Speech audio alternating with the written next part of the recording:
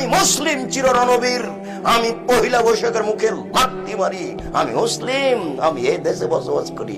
আমি 31 নাইট ইংরেজি বছরের প্রথম দিবস মানবো কেন? আমি কি ইহুদির বাচ্চা?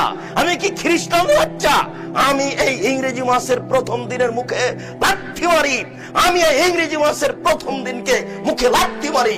তুমি কার পুরুষ? তুমি কার পুরুষের বাচ্চা?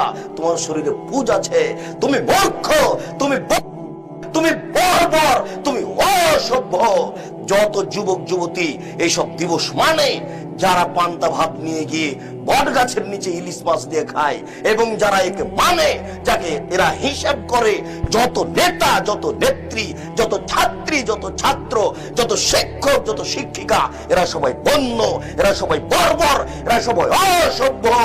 যারা এইসব দিনকে পালন করে, আমি আব্দুর রাজ্জাক যদি তাদের মূর্খ প্রমাণ না করতে পারি, আমি জাতির সামনে জিন্দেগিতে আর কোনোদিন আসবো না। আজকে শেষ করলাম, আমার মরা পর্যন্ত সময় থাকলে বলেন কি?